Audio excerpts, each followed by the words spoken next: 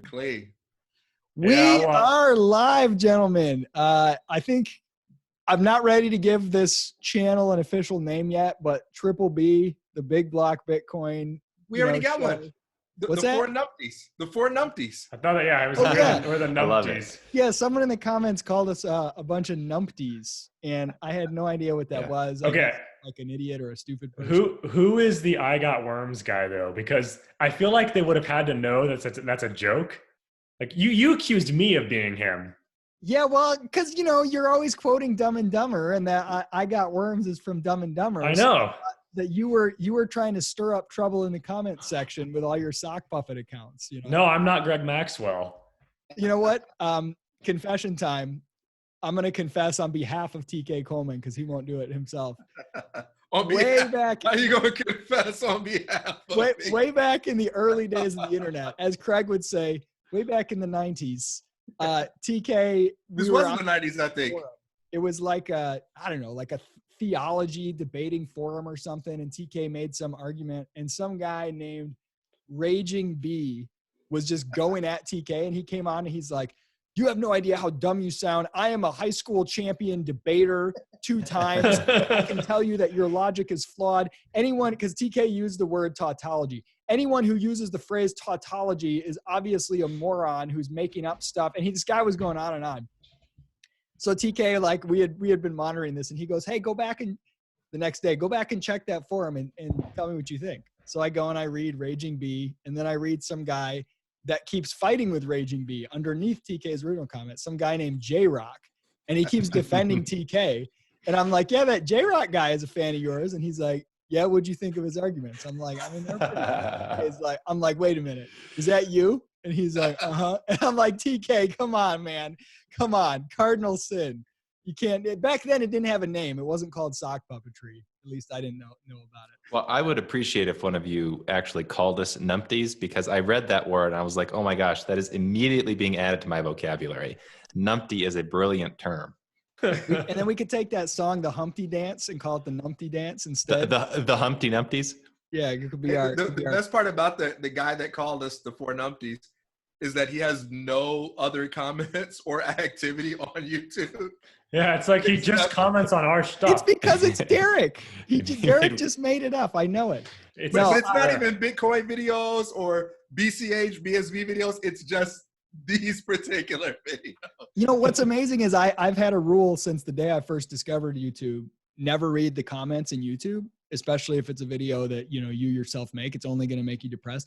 But for some reason, these Bitcoin videos, I love reading the crazy comments. It's like I look forward to it. I pop on every once in a while and look at the alerts, and the crazier they are, the better. It's like somehow it's entertaining, and I guess I don't take my crypto reputation seriously enough to be offended by it. So it's just something about it is wild and fun. So the more crazy, real or pretend comments, the better.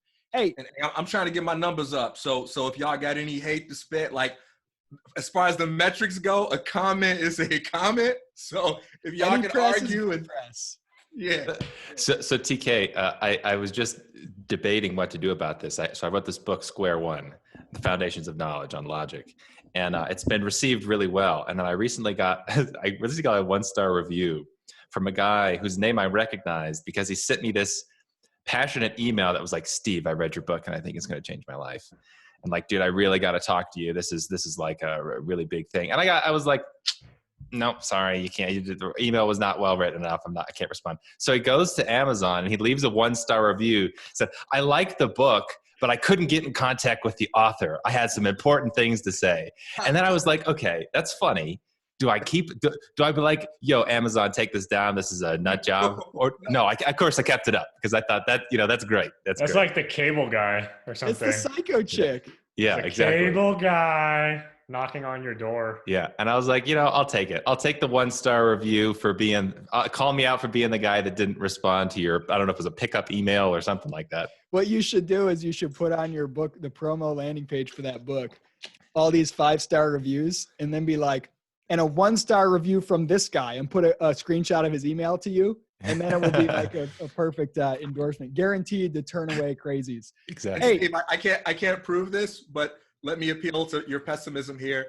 If you were to contact Amazon and asked to have that guy's comment removed, that information would leak somehow, and everybody would remember you forever as That's the probably guy true. tried hard to get that comment removed. That's probably true. Fair point. It's like that video of someone had like some guy dunking on LeBron in college, or no, like in high school or something, and he tried to like get it like taken offline, and now that's all people talk about.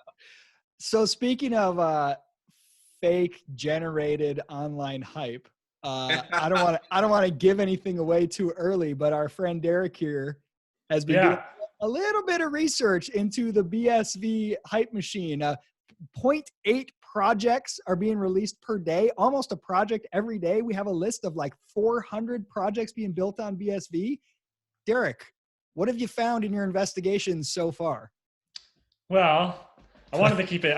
Thanks for blowing my cover. Okay, you don't have to. You can just tease it if you want. Yeah, no, I'm working on something and just been looking at stuff. And I mean, let's just say, charts can be misleading. We'll say, hey, I can answer this because Derek is being shy about it. So I remember doing this research. I think I talked to you guys about it in one of these early calls where I said, I saw this chart that's being shared around. People saying all the projects being built. It's probably not the same chart, or maybe it's the same one. It's been updated since then. It's a bunch of horse shit. You actually look through the specific ones, and it's like they put on there, a block explorer, and then a few websites that are totally broken and don't work. And then you go there, and it's like it's just one landing page. And there's a BSV project. That's just like it shows the price of BSV, and then it just cycles through Craig Wright tweets. Yeah, exactly. Well, and several of them are. Fine, now I have to get into it because you guys are tempting me. Several of them are listed twice, which is hilarious. Yep. Under like slightly different names, but they're the same thing. Other ones, like no matter how hard I try, I can't dig up any information on any evidence that ever existed. Some of them, of course, broken links. A lot of broken links. The best ones are like okay, so here's a fun one. They listed Satoshi Doodles, and it's like Satoshi Doodles is great. Like I like their stuff. Like don't get me wrong, but I mean, is it like evidence of like a growing ecosystem? It's a logo. That's what it is. Well, it's fan fiction, right? I mean, it's an awesome individual person who draws a picture every day, and the pictures are relevant to content-wise, topic-wise, they're about Bitcoin. But is that a project built on BSV? Is that like, look, the ecosystem is expanding? Do you buy into BSV because of a person who makes online watercolors? Or there's a lot of those. There's like a mug shop. Like an actual coffee mug shop with 2 mugs listed. And Exactly. That's it. Or there's like some dude's blog, and you go there and it hasn't been updated in 4 months. Hey, wait a minute. The 4 Numpties is not listed on there yet. Yeah, well, why isn't our YouTube channel? We are a BSV project. Because you guys aren't 100% BSV. You're like 98.9. You still have some respect for the possibility that everything might not go perfectly. So, well, TK Coleman, you know what? You could be listed just as an individual, TK Coleman, as a project of BSV. Your life is being built on BSV. I could get down with that. I'm gonna put Koa Nakamoto on there. Okay, they should put Fee on there now because you work for them. Just list Fee as like supporter of BSV. I don't know, because Roger Ver is a big supporter of Fee, and we already have a little tension there, right, TK? As somebody who works at Fee and who loves BSV vocally, have you gotten into trouble yet? Well, we will now. No, I'm getting everybody in trouble. You know what? I think Roger Ver is going to make his way over to BSV in time. I truly think that, man. Okay, make the case. Give me the facts that lead you to believe that is a likelihood. I like this.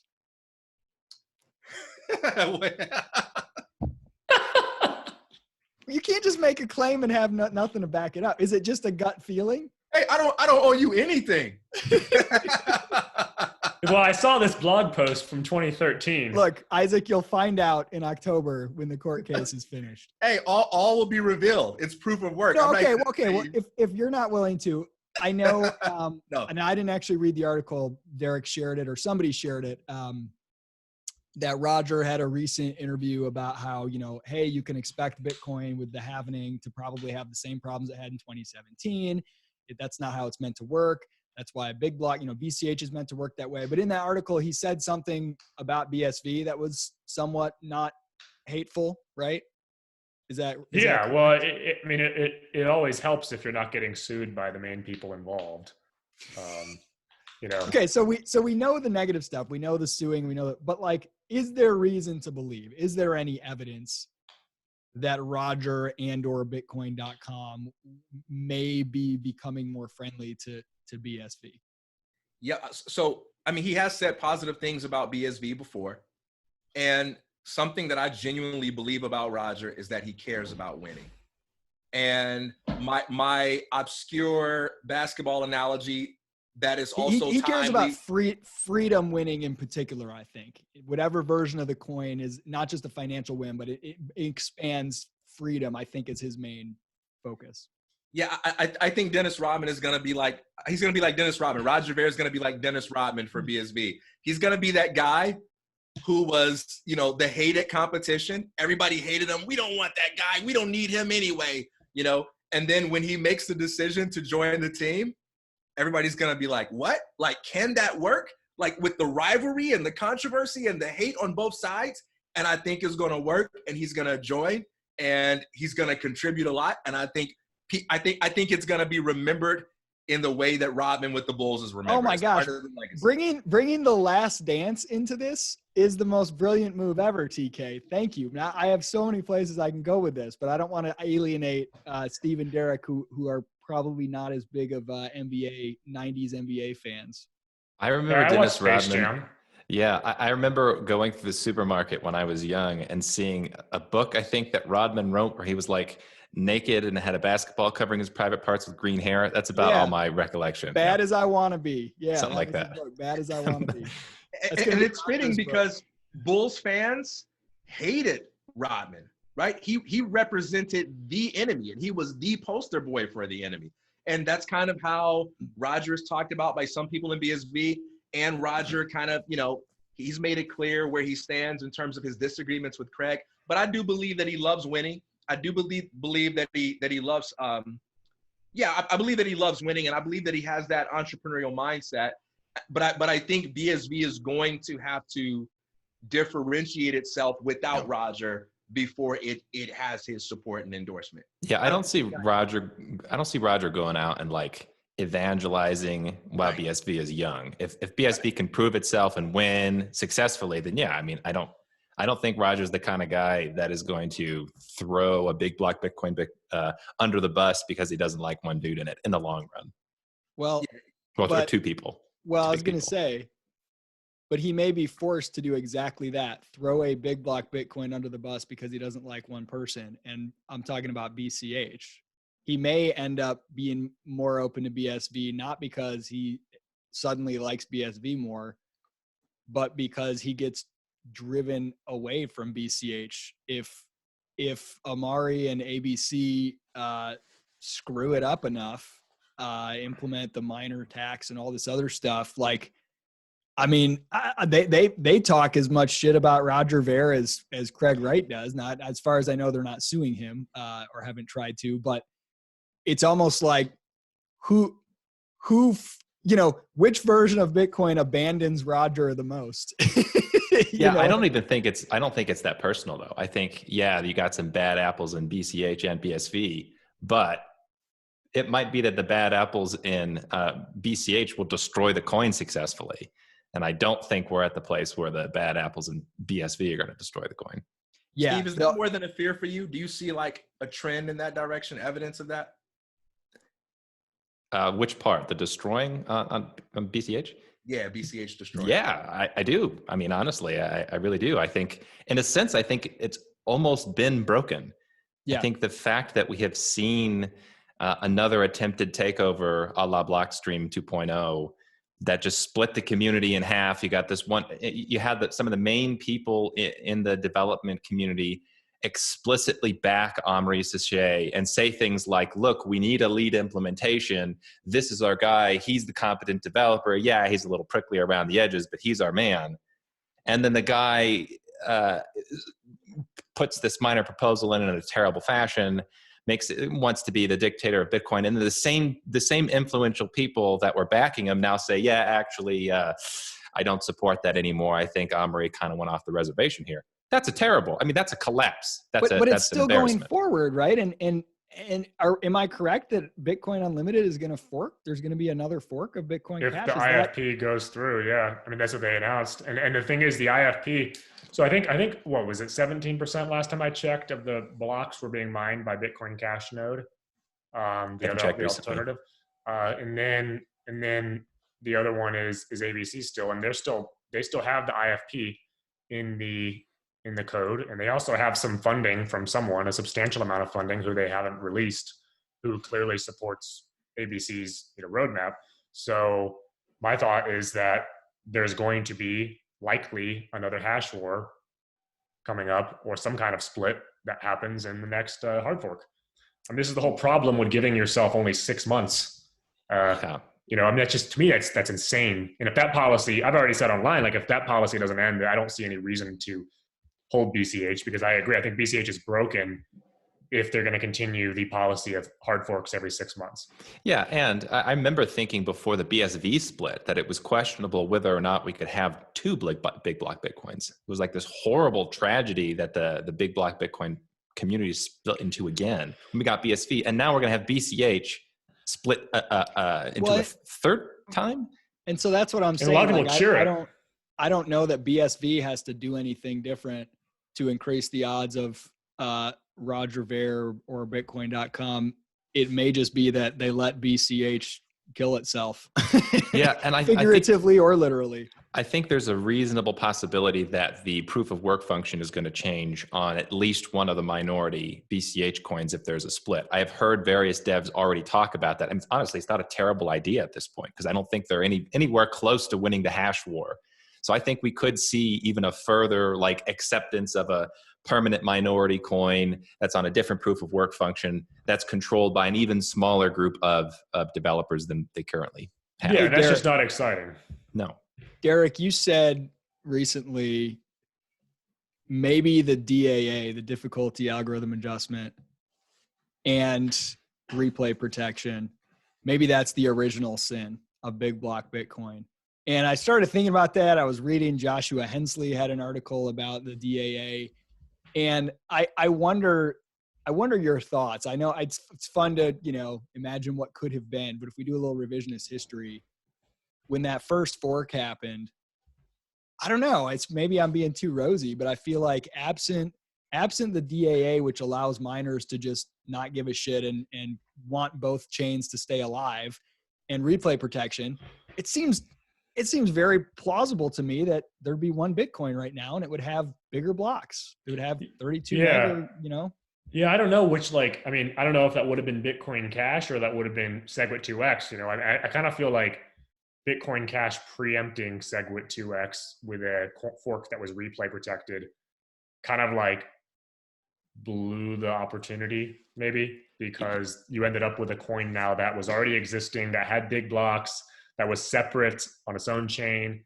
By the time SegWit 2x came around, it ended up not going through. And I wonder if it was because miners had this other coin now on the side, rather than they could bet on both outcomes. Yeah, rather than let's duke it out right now, right? Because that was what the rhetoric was. The rhetoric from the miners, if you go look back, was very strong.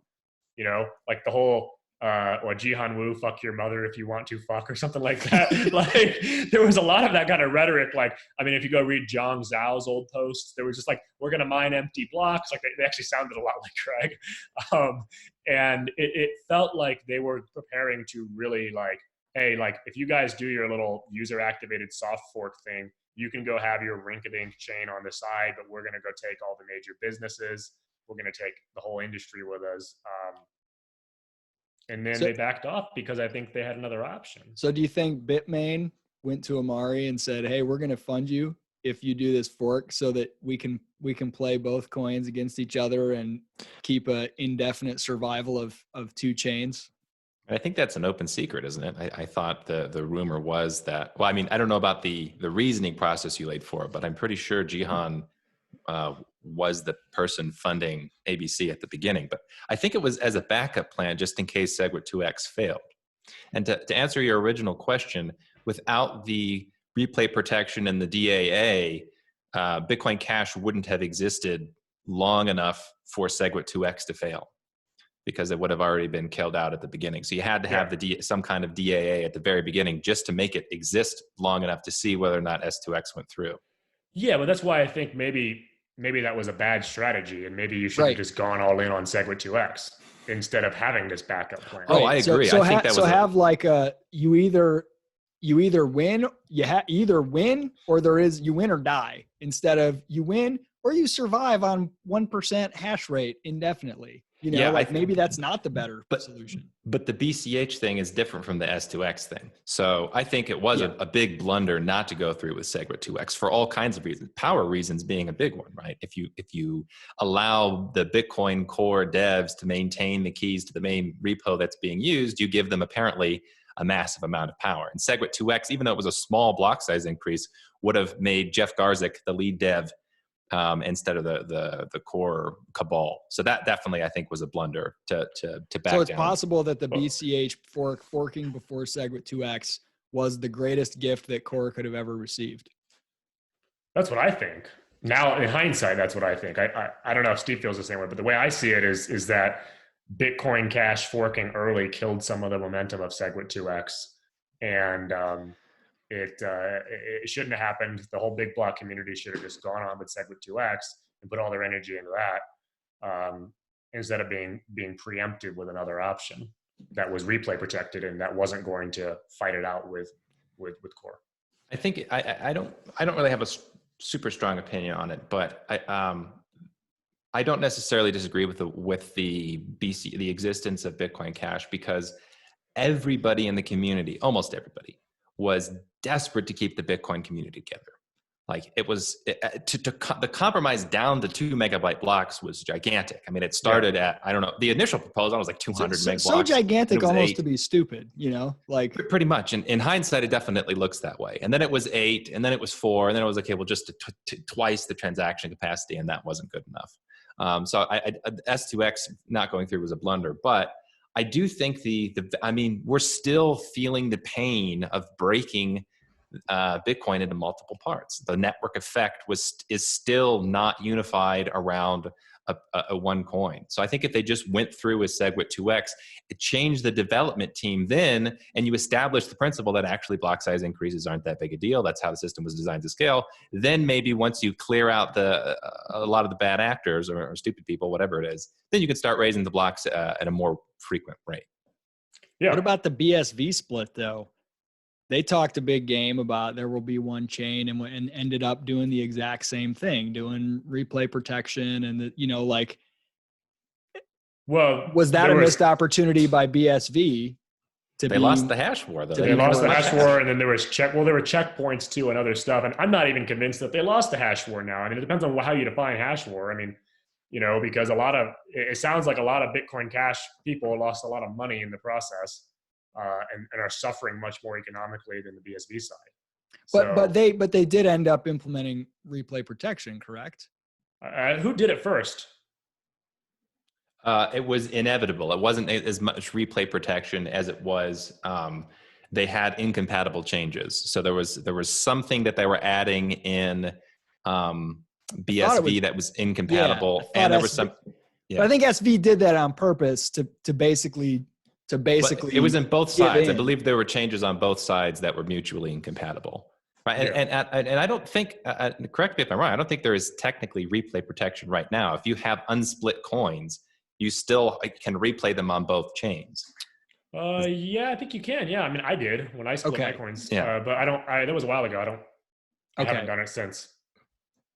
Yeah, no. Okay. I was just trying to think through, I was trying to remember that sequence of events of how I felt at the time, like I remember the talk from SV being take no prisoners. And then almost immediately they were like, oh no, it's okay. We'll both exist. Like I remember feeling disappointed that the result was two chains that are both surviving. I wanted there to be one winner, and I felt like we got ripped off by not getting one winner. Well, the SV narrative is that, there was like, they went to the exchanges and they got the exchanges to do basically commit to ABC being Bitcoin Cash no matter what. And that they added checkpoints to the software to make it so like. So BCH won the political battle at high financial cost, and BSV won the battle of actual like long-term mining and business interests, supposedly. We'll see. I mean, it seems like when I look at the two ecosystems now, it seems like BSV is more financially healthy.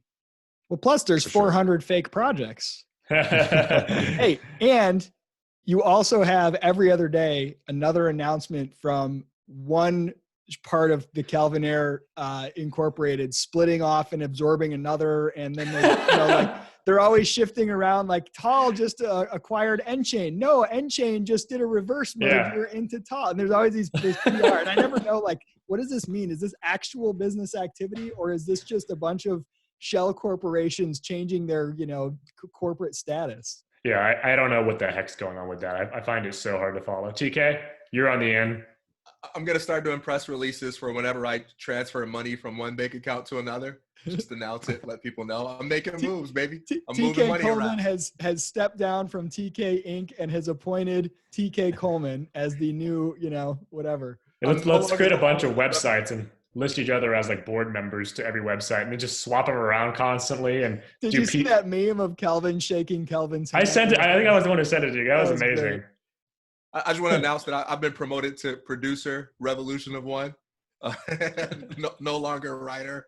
Okay, look, while we're talking about difficulty adjustment, with the halving coming up, there's been lots of speculation surrounding BTC chain death. There's some people who kind of anticipate or predict that happening now, but there are some who say, look, whether it happens now or in the halving 4 years from now, this is the inevitable fate of BTC. I'd love to hear you guys talk about that. Like, what do you think is the likelihood of BTC suffering from chain death?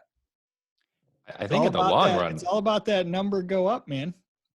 If that keeps happening, it can live a long time. But if not, if we're talking about long term, then yeah, I think that's fair. I mean, how are miners going to recoup the cost of mining? If people have multiple options to use blockchains that don't cost multiple dollars to send transactions, they're not going to use the BTC network. They're not going to pay exorbitant fees like they did in 2017. So if the block reward goes away, then yeah, I mean, you're going to have a massive reduction in security of the network. It might crawl to a halt. Now, this halvening, I'm not sure. I mean, my money is on probably nothing dramatic is going to happen. I hope I'm wrong. I hope there's going to be a bunch of fireworks, but I just don't think we're there quite yet. So a quick question about that. Since BTC clearly depends on a number go up model, around what does that number have to be in order to keep this halving from being a mining bloodbath? Does it need to be like, I know we can't name the number exactly, but does it need to be something like 20,000? Or it's like pumping it up close to 10,000 where it's at enough now? What do you think? I mean, it's got to double. The price has to double every 4 years in order to keep up with the halvening, just to maintain the same level of security and profitability. So in terms of what the amount is before you start getting something like a chain death, it's hard to say, because I think it's far more likely that you'll see the chain slowing down dramatically.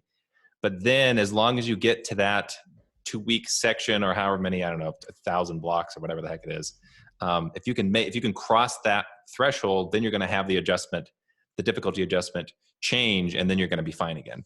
TK, I kind of see it as, without knowing the specific numbers or valuations that these companies raised at or whatever, but I see it as similar to anything in the venture industry, where what you need is either profitability, which most of them don't have at first because they're going for something really big scale, or a compelling story that profitability is possible within a 10-year span that allows you to keep raising capital. And so you can look at Airbnb as a great example. They got all these great numbers and growth, and then they're telling this story of how they're going to be even bigger. And that story is compelling enough. A lot of investors want to get on that train. Now you have COVID hit. Airbnb is getting absolutely hammered, but Airbnb is not going to die. because they have a compelling enough story that enough people believe that even if this thing lasts for a year or two, I would suspect there's capital out there somewhere that's willing to say, yeah, I'll get in. Maybe the valuation's lower, but I still think given this thing's trajectory in the long term, it's going to be there. So I see the Bitcoin ecosystem similar. As far as I know, very few, if any, miners, exchanges, companies, maybe some of the exchanges, but the Coinbases of the world, I don't think any of them are profitable because I think they're all doing a venture-backed model. And the story they're telling is, here's what Bitcoin is going to do, both in terms of adoption, transactions, and the value, the dollar price of the commodity itself. And given this story, if it goes like this, we make a lot of money, and like this, we make some money, and like this, we break even, they can raise capital. Now, how much capital are they sitting on? How much can they raise? How long can they make that happen? I don't know. But I think some of them, with each halvening, you'll see some of them who told a story that was less accurate will go out of business. I'm guessing there are probably some who are either going to go get loans or more equity right now because they're like, hey, the story we told 3 years ago when we raised capital was that by this halvening, we'd be at 50K a coin. And our business model basically demanded that to return what our investors want. At this rate, we're going to be break even. If that, maybe we'll lose money. And if it drops lower, we will lose money. So we got to radically retell our story, raise at a lower valuation, or go out of business. I don't know how inaccurate those past stories are right now and how much leash investors and capital give them. Is it like, yeah, it's okay. Right now it's down, but in 3 years, it's still going to be 50,000 or what? But I think that's kind of what you're arbitraging is the believability of the story versus the reality. There's another big possibility here, which is we're dealing with core devs who are cool with changing the system. So it might be like Peter Todd has already floated this idea that maybe we have to give up the idea of a fixed finite supply of Bitcoin. Maybe in the long run, the only way to maintain security of the network is to have a consistent X number of coins per block indefinitely into the future and just change the promise of the 21 million limit. That's also a real possibility. I think that's more likely. I think they've already talked about that a lot for a long time. And I've even seen several people who are like fixed supply maximalists come around and actually suggest we don't actually know whether the monetary system or the way it works is actually going to pay for security. So doesn't that destroy the entire hold meme? Like if we have our whole argument was get a piece of Bitcoin. It's the most scarce, provably scarce asset in the world. And it's only ever going to increase. And, each unit is worth more over time. That kind of ruins like the entire thing that has caused people to buy Bitcoin in the first place, BTC. There's no other reason to own it at this point. It's not usable. So wouldn't that destroy the whole value prop? I mean, a lot of it, I think for me, it would suggest because I don't think like a little bit of inflation is necessarily a problem, right? I mean, gold is a great money, but there's still new gold being produced. The issue is that it sets a precedent, right, for later inflation, right? If that becomes the thing and they're actually able to do that and get away with it, then that kind of undermines the whole idea that Bitcoin is inflation proof. Because now you say, what about when political pressure gets involved? And They say, actually, we're going to inflate it more. So then all you're doing is saying, I would rather invest my money in core devs than the Federal Reserve. But either way, I'm just trusting some experts to handle the supply. So my thought is that changing the supply will undermine it. Not in the sense that if Bitcoin started out and had a tiny bit of extra like inflation, perpetual inflation, like it would necessarily be bad. But in that, changing it is the problem. Yeah, and the knowability of the inflation schedule and the transparency is vastly more important than what it is. Exactly. Markets can adjust. Yeah, there's one of the little coins that I like is Grin. It's a completely different structure for a blockchain. It's a really interesting project, and they have a fixed block reward indefinitely. So I don't know, it's like 50 Grin every 10 minutes, or I don't know every minute. It's a short block time, but that hurts holders, especially closer to the beginning of the project because the money supply is increasing in a higher percentage. But when you're 15 years in the future, the amount of inflation really isn't that big of a deal, and it's predictable. It's already kind of built into the expected price. It's already built into the system, which is different than when you have Bitcoin. It's been pitching itself as the super hard asset forever, and then midway totally changes course and says, just kidding. Now we're going to have indefinite inflation. So Steve, you think the halvening for BTC will be more or less a nothing burger? Derek, you think the price of BTC is going to go up leading up to it or after it, or what? Yeah, I mean, just sometime in the next several months, I think BTC will likely go up more. To be honest, I don't. I mean, who knows? But my money right now is on that BTC will go up at least in the short term. Yeah. What makes you confident in that? I think the political situation right now is getting a lot of people interested in Bitcoin. You can actually see the trends on search results have skyrocketed. I think there's a lot more people considering Bitcoin. I think any kind of price movement gets people talking about it again. So this recent, run up that was like 10, 15% or something like that generates a lot of media hype. We already saw that the mainstream media starts paying attention again. People are scared right now of the financial situation. There's a lot more discussion going around about cash being, scary or dirty or even just not trusting the U.S. financial system. So, I think people are looking for alternatives. And right now, like the vast majority of people don't know that Bitcoin doesn't really work that well. And they don't know how stupid the roadmap is. And if they get on Coinbase and buy some, they won't even necessarily know because they've never had any other experience. They may not even know that if they're not planning to use it anytime soon, that the fact that it's taking hours to days to get 6 confirmations, like it may go unnoticed. Yeah, most people aren't using it to spend regularly. So if they're I would bet that most retail investors are just everyday people are not withdrawing to their own wallet anyway. So you buy it on Coinbase and then you're kind of done. So and the reality is like the ecosystem has changed since 2017. I mean, Bitcoin still sucks for commerce, but there are certain things that have improved as far as its reliability. So more exchanges are batching, for example. Like that does affect the mempool, I think, quite a bit. More people are using SegWit, and SegWit kind of sucks in my opinion. But again, like that though these kind of things are minor improvements that will make it so I think they won't see necessarily the same thing we saw in 2017 play out. It could still get bad. It may get worse if there's a lot more interest, but I think Bitcoin can handle a bit more interest now than it did in 2017. I think a bit's the key word there, though, because I mean the nature of the blocks being full is it's kind of a cliff you go over. So once the blocks are full, even if you have 50% of the transactions are being batched or whatever it is, then you're going to have the increase in the fees, and then the transaction is going to be stuck. You got more people adding transactions to try to accelerate their transactions, and it's I think it's definitely more of a cliff problem than like a gradual issue. I want a saucier take. TK, you tell us what's going to happen at the halvening. Give us a crazy, exciting prediction. I don't have any in relation to BTC itself. I think, like you say, it's going to be relatively non-eventful. I think, like Derek says, we should expect a little FOMO, a little pump, at least leading up to it, because there's a compelling narrative that people seem to believe. And if you can sell people on the idea that at some point in the future, this is going to, numbers going to go up, you can survive and buy some time in that way. So a potentially saucy prediction.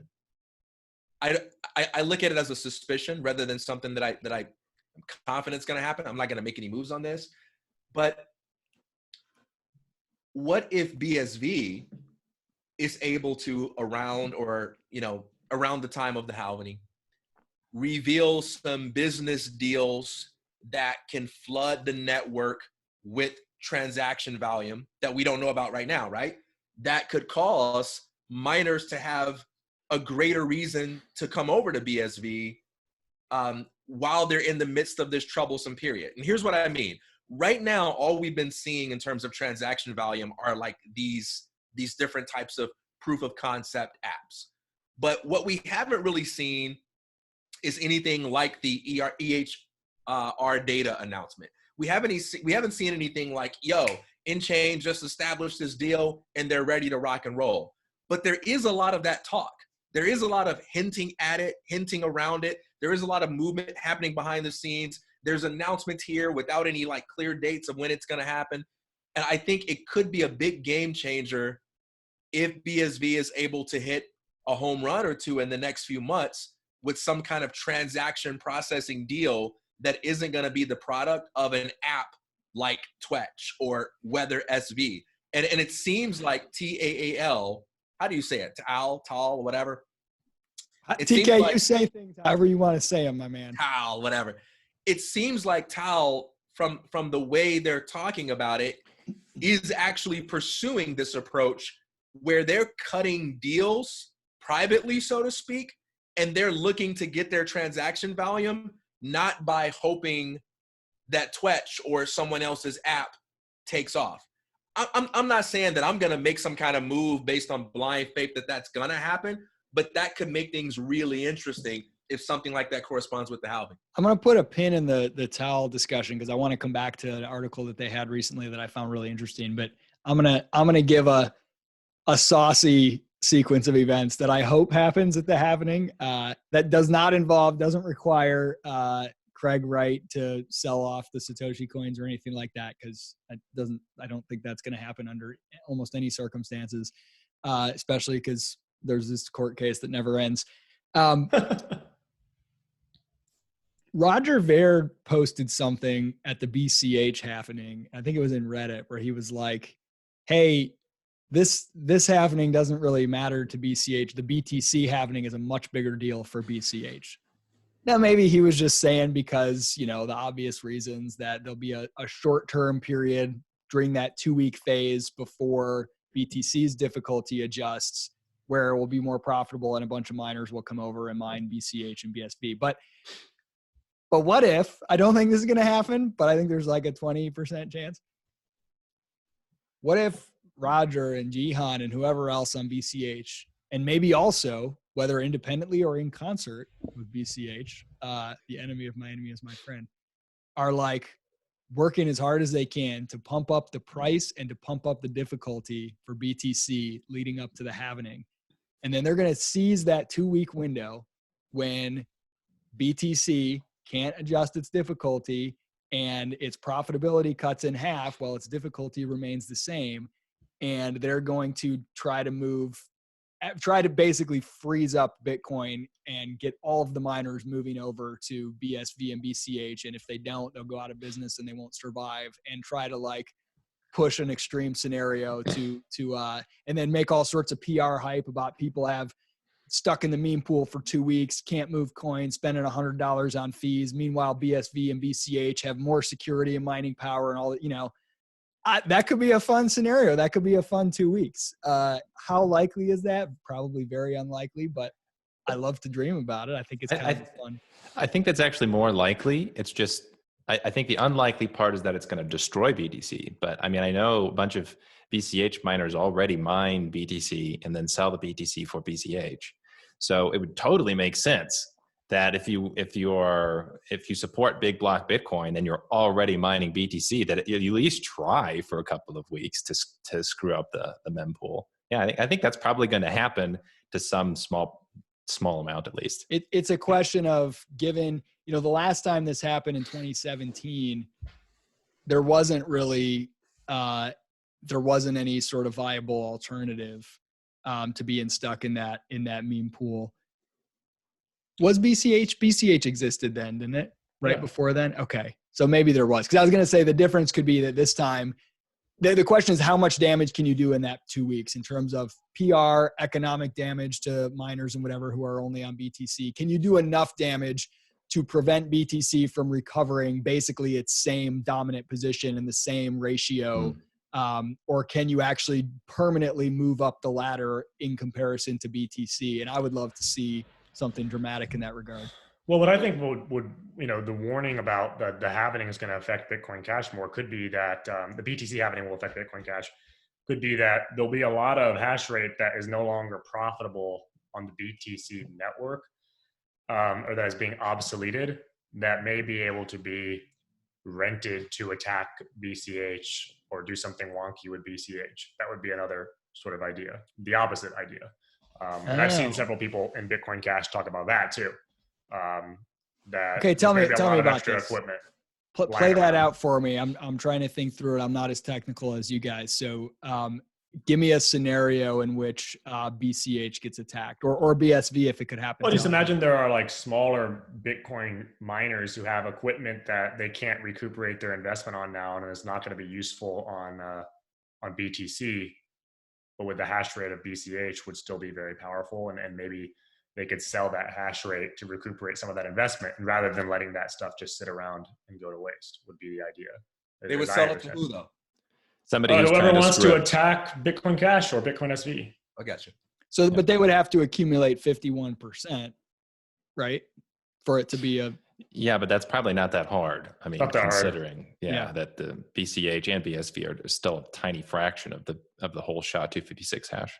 Yeah. I would love to run the numbers and see what would that take? Like, there's numbers. Some people have said like right now it's like $8,000 to 51% attack for an hour or something like that. I don't know if that's accurate. How many $1,000? 8,000. That seems like bullshit, because if that were true, why would and that's why everyone you just do it. Well, so there's a difference though. Like what I was going to mention is like, it could be at any given moment, it could be like a low price, but you also got to consider that there are miners who will then jump in and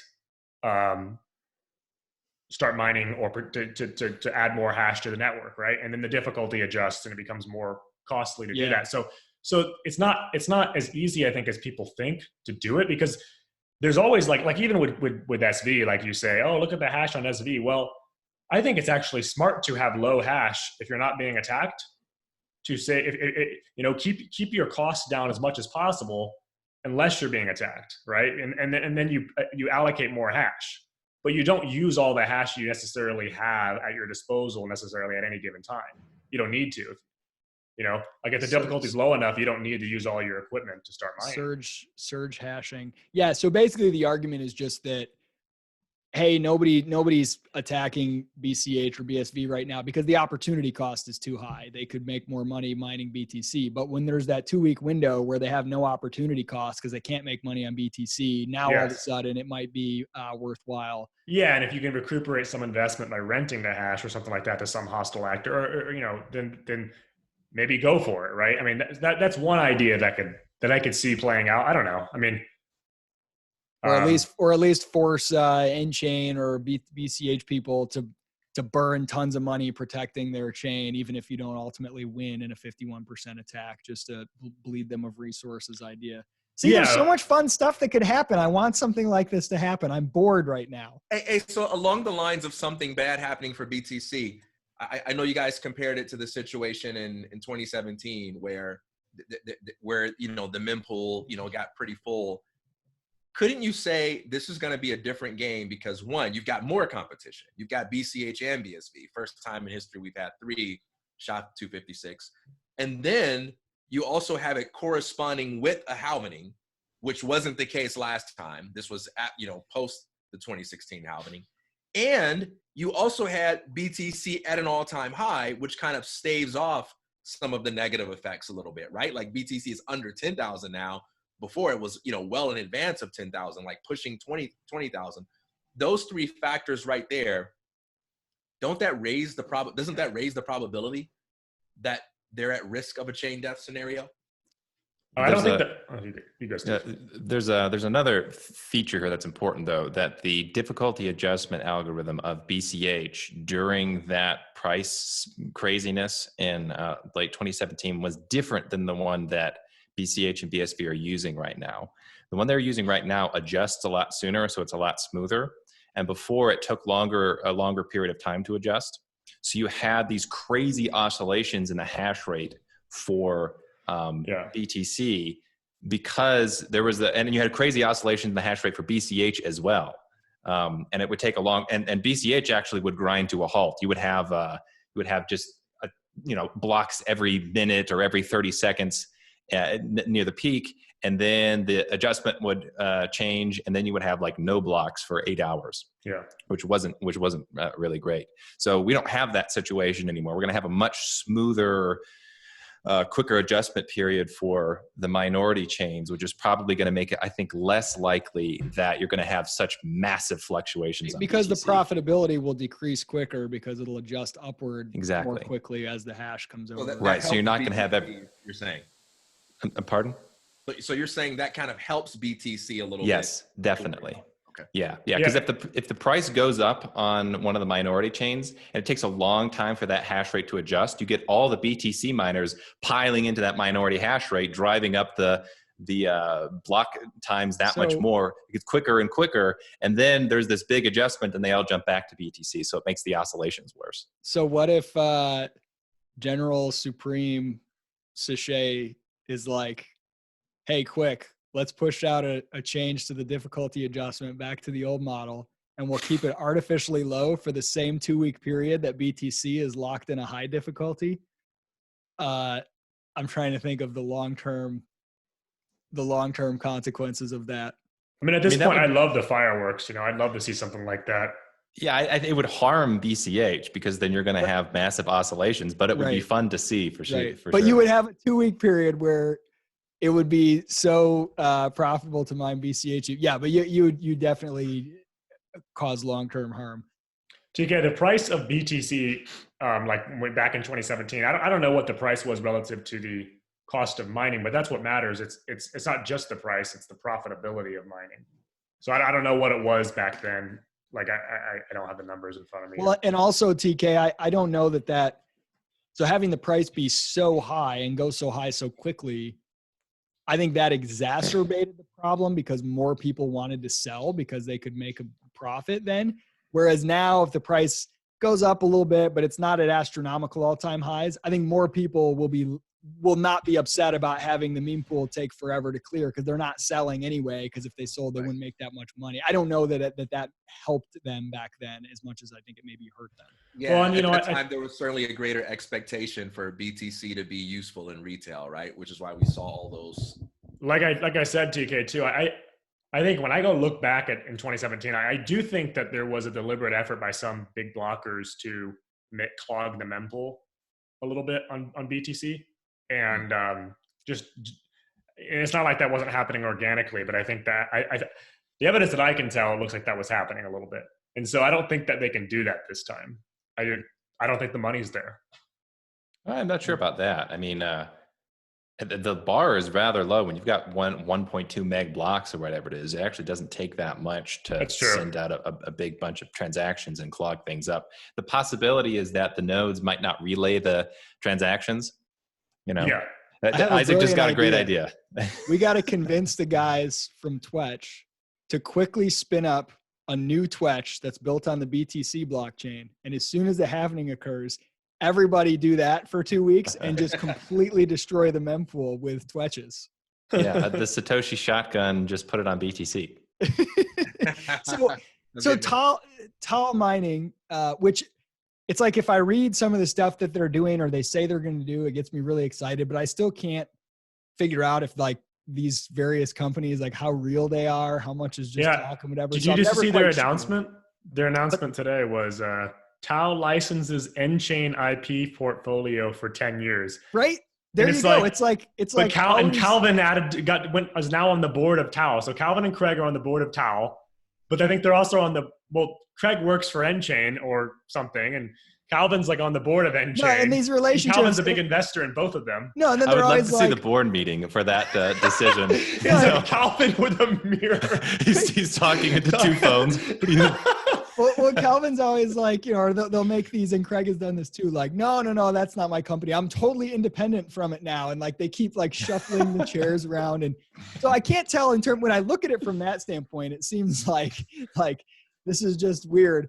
But when I look at the content of what they're saying, so there was this article recently by Tal that was like a future where they want to stop using the word mining, and especially as you start to get rid of the blocker word, and start using the word like transaction processors. Like that's what miners are really doing as we move to a way where they're funded by transaction fees. And the ideas they were talking about, hey, we're supporting this. And what we're doing is we want to create solutions for enterprise that remove all the friction points. So you pay us some percentage, and we're going to guarantee end of day clearance of all transactions the way that other financial instruments do. We're going to guarantee stability in terms of US dollars. And I know BitPay has done some of this stuff in the past. But I love the framing, and I think there's something interesting there about, and maybe you can never get rid of the word mining and it's stuck, and maybe that's a good thing, maybe not. But I love the idea of like, the future of this network is not, we go and we find blocks and we, create new coins, and that's the whole ecosystem. That's the economics of it. It's no, we add transactions to the blockchain and make money every time we do. That's the business model. And I love that talk and that framing. So I'm curious, is BSV, they're the only ones I see talking about it. Are they the only ecosystem that's thinking beyond block reward? I mean, like this, every 4 years might seem like a long time, but like, I don't see anybody in BTC with a survival plan for mining companies post block reward. Well, their survival plan is to drive up the fees so much that only a very small handful of companies are settling transactions on chain. But I mean, how many $1,000 transactions do you need to do to make mining profitable in a future with no block reward? Like, it still seems like I don't know. I don't know if I'm sure Greg Maxwell has a whiteboard with a calculation on it. And they're also, with the whole promise of the Lightning Network is kind of like getting a lot of the functionality of transaction processing through nodes, through non-mining nodes, than the miners. So I think you could see a transition over there to just be like, well, we don't need a lot of security for the network. So we just need a little bit. One miner that makes one, they get $1 million transaction fee a day. Well, that's if you read Tur Demister. Well, first off, Seifstein says there'll be 850 central Bitcoin banks. I don't know why he came up with that calculation, but that dude, and they're the only ones who get to transact on chain. And then Tur, I think I'm saying his name right. Is it Turdmeister? I never know. Yeah, I know. It's like, it's hardly I didn't know if his name was real or not. I was like, is this guy trolling people? Turdmeister? Turdmeister. Yeah. Did you say Turdmeister? I thought that's what it was. It's Turdmeister. So it's like. It's Turdmeister.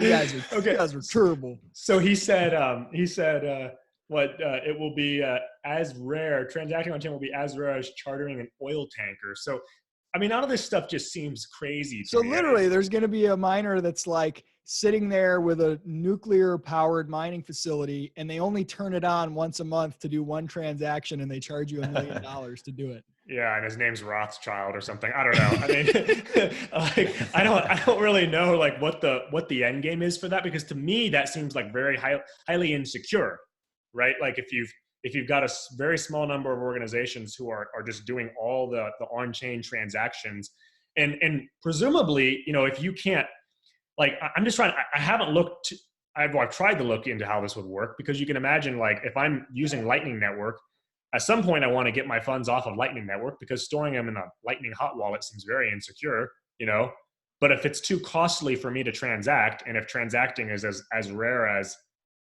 chartering an oil tanker, I mean, am I going to be trusting someone else to settle on chain for me? Yes.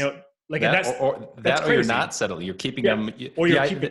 It's crazy, keeping right? your funds in there. It's totally in ridiculous. A hot wallet, right? And what's even crazier to me is then they say everyone needs to run a node, but it's like, well, if you're not transacting on chain, then your node doesn't matter. Like if a node means anything, it's got to have economic activity. So guys, listen. Mr. Poopy Bitcoin on Twitter has addressed all of this. I love. Is that a real?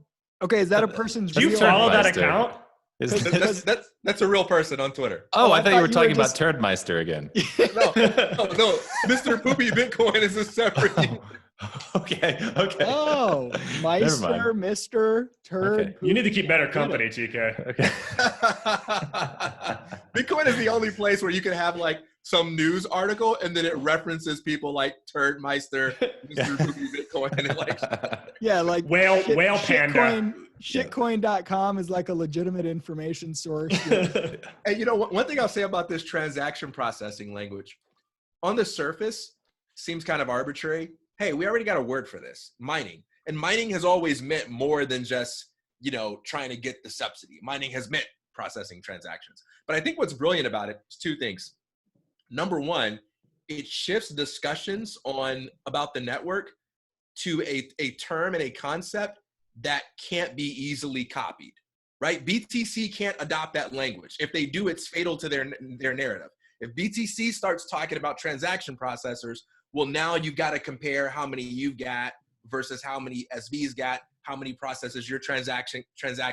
So from the standpoint of having a unique way of speaking and getting their customers to think about things, they found a language that BTC cannot afford to copy without stabbing its own self. The second cool thing is that it's a customer-centric way of speaking. Because if you're mining, that's not about me. That's something that you're doing for you.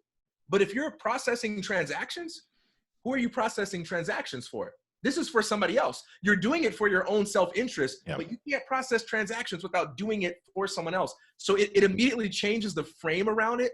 And if I'm a business and I'm looking at different networks, I don't care about who has a bunch of miners, but I do care about who has a bunch of transaction processors, because that's about me. It's so brilliant. Yeah, that's a great point on the framing, because I remember during the whole block war thing, it was like all of a sudden miners were just getting thrown under the bus by, BTC people all the time. Like, oh, we don't want a bunch of, miners, or this isn't to serve the miners. And the idea of framing them is like, no, they're transaction processors, and you have no transactions. They're serving you and your transactions. There is something to that I think is valuable. I love that. And it also, it makes the idea of running your own node more clearly idiotic. Like, imagine you're thinking, oh, in order to use Bitcoin, you have to be a transaction processor. If it wasn't clearly idiotic enough from looking at the pictures of people who do it on Twitter. Well, fair enough.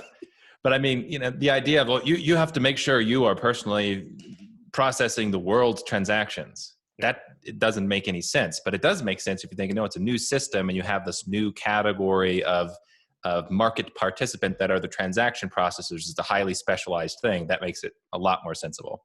Well, you think you would get better transaction reliability if you have specialized companies doing it, and who can offer interesting. And that's one of the things I like most, is that this whole framing now, transaction processing becomes like competitive for trying to get customers to send transactions directly to you and have special deals with you, and special use cases like, hey, we specialize in a certain type of transaction. And if you're doing a certain high volume, we'll give you discounted rates. Or if your business needs like better settlement time, or if your business, the opposite is true too. Like if your business actually doesn't need that, like we can give it to you in a sense where, you'll get later settlement or something like that, or delayed settlement, so we can prioritize other customers, something like that. Like those are all interesting potential use cases. And when you look at like how credit card companies operate today, they go out and find businesses to use their stuff, right? Like they give you an offer, like, we want you to use our business credit card. We want you to do this. Like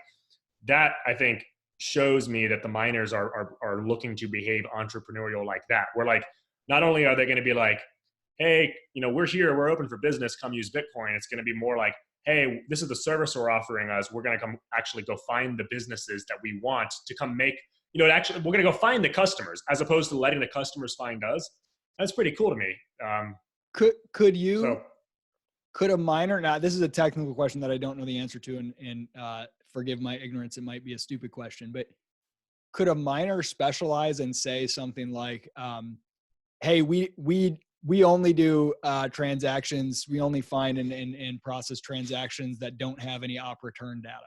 Or, hey, we do transactions. We specialize in big, huge amounts of op return data and all that. Like, so that if all you want is just the, move coin from A to B, there's a specialist for that, and they have a different pricing structure than if you want to have, one that, you know what I mean?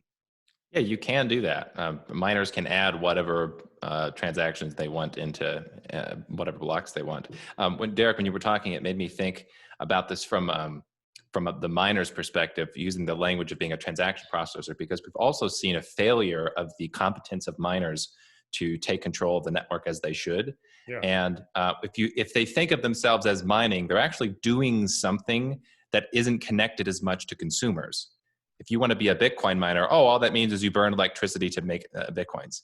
So you're drawing people who are just trying to throw their money at it and try to get that block reward. Versus if you say, hey, you're doing a transaction processing, that implies that your job is to process transactions and not just mine. So I like that part of it too.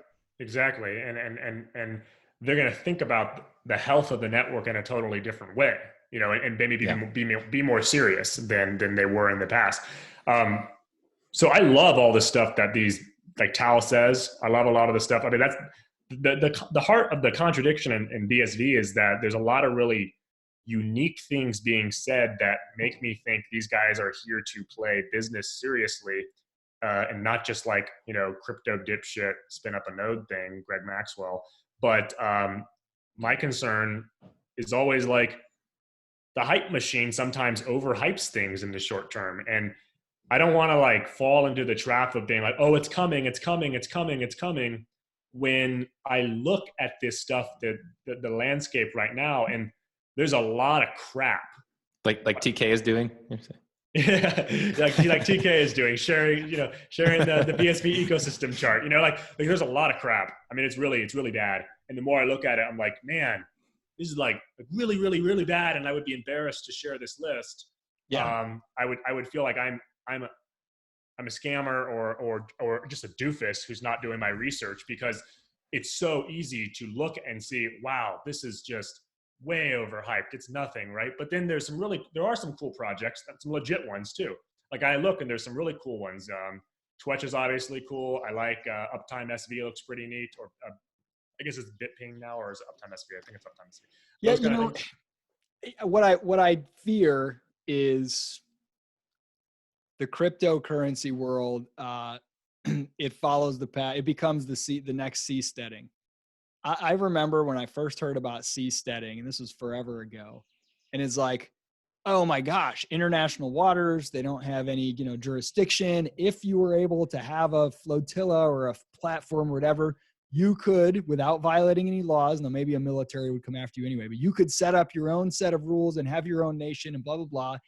And not only that, there are real people with a lot of money who are interested in this and who are actively trying to make it happen. It was like, oh my God, this is real, right? Like Peter Thiel and millionaires and billionaires and they're spinning up nonprofits and they're giving out grants to research how to make it happen. And they're having conferences. And if you ever went to a conference or heard a talk, you would walk away saying, like you walked away from CoinGeek, this is actually exciting. There's real stuff happening. I met a guy who works at Microsoft and he was exploring it. I met this, and then that keeps happening year after year. And then there's a new institute and then the CEO leaves and another one. And then there's more talk and talk and talk and seasteading.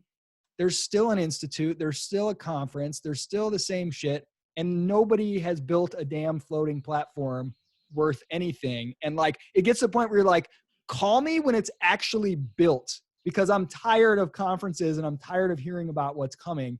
And, I keep feeling like, well, the reason that happened with Bitcoin was because they choked the blocks. And then we had Bitcoin Cash, and here we are, we're back again. Guys, it's real.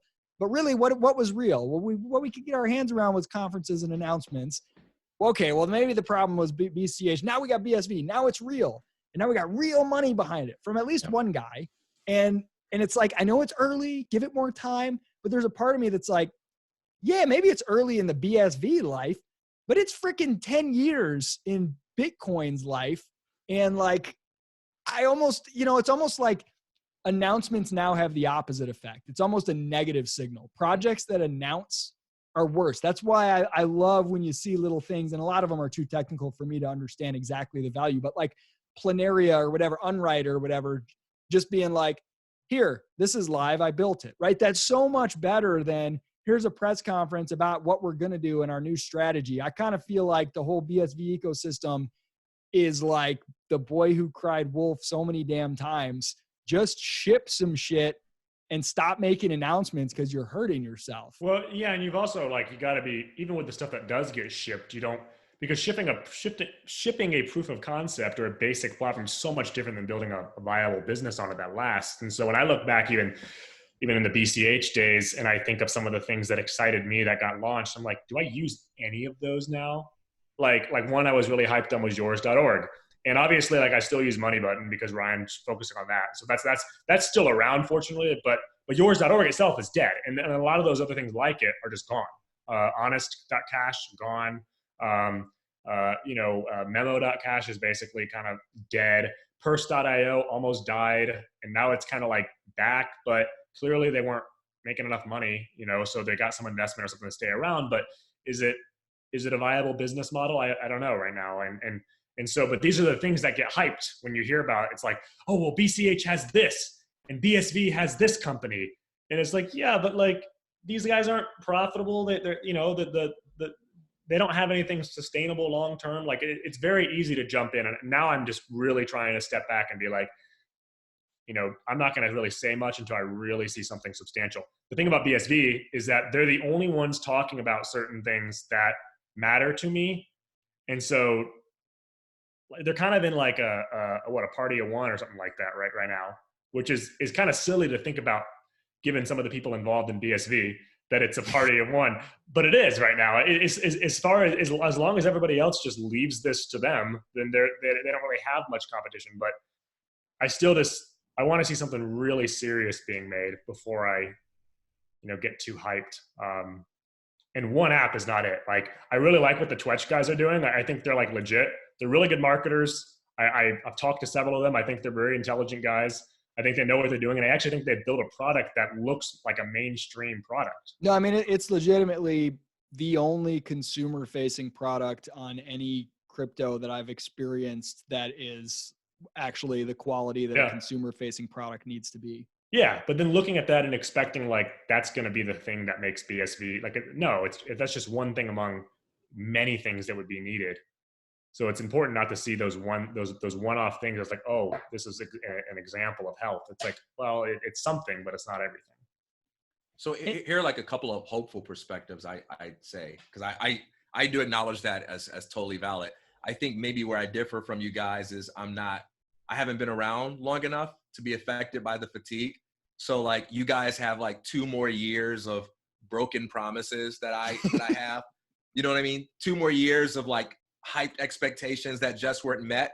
You've been a part of that Bitcoin journey of this really awesome, hopeful tool being introduced to the world, and then just seeing it get co-opted and hijacked or whatever. And it makes sense, right? It makes sense how you can just kind of be like, you know what? I don't want to hear any more talk. Just like call me up when you're done and you've actually created something. But from the perspective of a noob, it's like BSV, like we've only had about a year to see what Bitcoin can really do at scale. And we barely had that, right? Because there's a lot of work that had to be done to undo all of the crap that had been done to it, to even put Bitcoin in a position where what Satoshi described is really possible. We can actually try it out. Case could be made that we've only had about 6 months to even witness that. And so in that context, man, a lot has been accomplished. Even with the like 400 apps on Peer Game. Apps. Yeah, right. Even if only 40, or let's say even 4 of those are the real deal and are useful, there is a sense in which that's a positive sign, because at the first stage of something valuable coming into existence, you would expect the least competent but really enthusiastic people to like throw themselves into it and try to tinker it and like create a bunch of stuff. The real best entrepreneurs and innovators aren't fooling around with this yet, right? Yeah. These are like the earliest people. Like this is the worst it's gonna get. And the fact that we have so much crap being tried is an indication that this really is a play space where we can experiment and tinker and try stuff. The fact that we can even create a video game that no one wants to play that isn't that good, that's amazing, you know? TK, I don't disagree with any of that. And I'm more hopeful on BSV than any project out there. And I think it's in a position to do a lot of cool things. My thing is not do less stupid apps. Oh, your app is stupid or whatever. Not at all. It's don't lie and don't out-hype your production. Don't go out there. Like you see the best companies in the consumer startup space, they're like super transparent. They'll be on Twitter like, hey guys, you know, even if they're talking about something they're about to ship, thinking about whether we should ship this or not, I don't know. Like, let us know what you think. They're very humble about it and like very transparent about where it stands and very realistic. I would rather see an announcement. Look at how exciting BSV is. Here are the 20 projects. And even if they're small projects, they're actually real. They legitimately have a website. They're not listed twice. They weren't abandoned 3 months ago. Like, just be real about it and have some humility, excitement about where it can go, but realism about where it is now. Because when you do that, I think you make it worse and you drive momentum in the other direction. You can get away without hyping yourself, just like an individual. You can overhype your bio early in your career and get away with it as long as you can catch up to that bio pretty quickly. Once you're like mid-career or beyond, it's too late for that shit. Like if you can't live up to it, you've got a ceiling and you've already hit it. And I feel like BSV, even though it's technically young, it's in the adolescent phase now where you can't lie and hype like that anymore without causing actual damage to your end goals. You know what I mean? Yeah, I think when someone credible looks at that and they do even the most basic investigation, it's like, this is like the reason I even started this process of investigating this was because I saw someone share it in response to Tyler or Cameron Winklevoss on Twitter. Because one of them said something about Craig, and the guy was like, look at all the stuff BSV is doing. You don't have a clue. First off, this is a guy who's been an entrepreneur, several times, who owns a lot of Bitcoin, owns one of the biggest Bitcoin exchanges in the world, lots of other stuff, right? Has had his hand in a lot of stuff. He's not going to be fooled by crap like that. He's going to look at stuff like that and think, if this is being shared by important people in BSV, then I want nothing to do with that. That's what I would look at. And I even found myself as I'm going through this list, I'm like, man, I should just go buy gold and be done with it. It's like if you're a podcast host and somebody's like, hey, you need to interview my friend. He's super legit. And then you go to his bio and it's like consultant to many high-powered executives, life coach to future billionaire. And you start looking, you're like, each of these items is just all bullshit, right? You're pissed off and you're less likely to follow up than if they just said, hey, my friend is a pretty cool guy. He's trying to self-publish his first book, and just don't lie about the shit, Yeah. I think being honest and acknowledging like the proof of concept hacker status of a lot of these projects is actually the way to do it. And that's actually kind of fun and exciting because I do acknowledge there's like, even in stuff that's no longer live, they did prove that like something was possible on the chain, right? And there were some cool things. I mean, I was playing Tetris on the Bitcoin SV blockchain the other day, which is kind of fun. It's just kind of cool to see that kind of stuff can actually be put inside the chain in a series of transactions. To me, that's fun stuff that demonstrates that there is a lot bigger possibilities than. But when you're having a list that has a bunch of dead links and a bunch of stuff that doesn't exist, or a bunch of stuff that should never be included on a list like that. All right, so question for you guys, because you're just trying to argue for your inclusion on the list of BSV projects. Right. And you would be far above most of the stuff. Don't get me wrong. Yeah. I don't take what you guys are doing as like hating or being unfair or anything like that. I'm just volleying with you.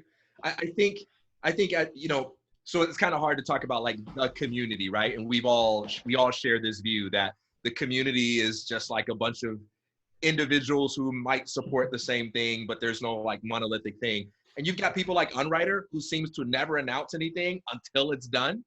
And then you've got Twetch, that they'll announce something and then they'll deliver it and do it and be above expectation.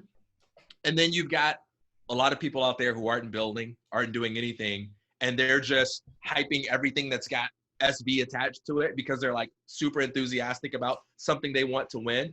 And there's arguably more of that than some of that legitimate sounding stuff. A case could be made without defending that, though. The case could be made is that when you are in a kind of minority position, despised position, that being part of the conversation involves some hype. Okay, there's different than I don't know, man. There's a difference between hype and lying. I mean, right, like it can be said. It's like growing up in the church, right, where Christians would be like, hey, you can't ignore us in the entertainment space. We got Kirk Cameron now. It's like, oh God, that's just sad. There is dishonesty in some of the marketing, not just hype. Like I'm all about marketing. What would be an example of like the dishonesty you say? Listing a bunch of stuff that has dead links is dishonest. That's not honest to continue posting that stuff. And it's been doing it for months. That's not honest behavior. This happened months and months ago, but before I was on the BSV bandwagon, I think I was talking to some of you. I don't exactly remember the circumstance, but you were persuading me to check out BSV more. And I was like, okay, I'm looking for a wallet. And somebody suggested, oh, if you go to the subreddit, you'll see on the sidebar, there's a bunch of links. You can check them out there. So I did that. And half the links were broken. They were dead projects. They were sketchy looking projects. And I was like, okay, my suspicions that BSV is a little bit bullshit going on here are confirmed by this. That doesn't help. Yeah. Hey, so let me say two things about that really quickly. First, I think the person who sent you that link although they shouldn't have done it, and although they should have done something better, probably sent it to you because they legitimately believed that it would point you to the wallets you were looking for, right? And I think that's different from being dishonest. I think it can be pointed out that someone has areas where they need to improve their marketing or their competence without saying, hey, they were trying to deceive you. I don't think that person was. I'm not saying the person who referred me was trying to deceive me. I'm saying the person who assembled the links in the first place, or in Derek's case, the person that assembled this graph together. It sounds like they're being dishonest if they're putting things in there twice. Yeah, well, and if you're not updating it regularly, it's one thing. Like if you make a list and then you don't really change it ever again, you don't hype the list over and over again. That's one thing, right? Because you can't continue to update stuff necessarily. Maybe it's hard, or maybe you just lose interest. But if you are regularly adding stuff to a list in which most of the stuff, or a sizable portion of stuff, is either broken or listed twice or labeled in such a way that it's overhyped, that's dishonest. And not only is the list, but I go to some of the apps. So one app I went to says the most popular blockchain photo app in the world, right? And so I go click, and it's in beta. I have to actually download a special software on my phone in order to even try it. And there's a lot of examples like that. And these things are being shared as evidence of things that have been made. And so then I go click, and it says like, we're in pre-alpha. You can't even try it. I won't dispute that, man. There's a lot of overhype. Let me just concede that. Here's that other point that I wanted to make that I think is kind of brings back to like what we're excited about with the transaction processing thing. I think there's something here, like the concern about this sort of thing. I think in a sense it arises out of the very perspective or approach for adopting that's now becoming old school. So before, when we had conversations about how do we achieve global adoption, the first level was, we got to make this user friendly for the average person. My grandma can't use these darn Bitcoin wallets. Like, where do I go to be able to buy Bitcoin when it's so complicated and hard? And so we have that as a constraint. Like, when are we going to get that right? We're going to make it user friendly to buy and spend in 5 years? Who knows?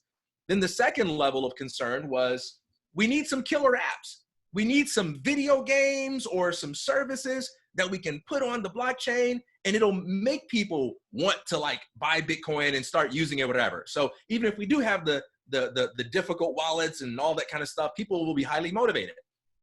And I think what we're seeing now is a sort of third level of the game that doesn't require those first two problems to be solved at all, or at least in the short term.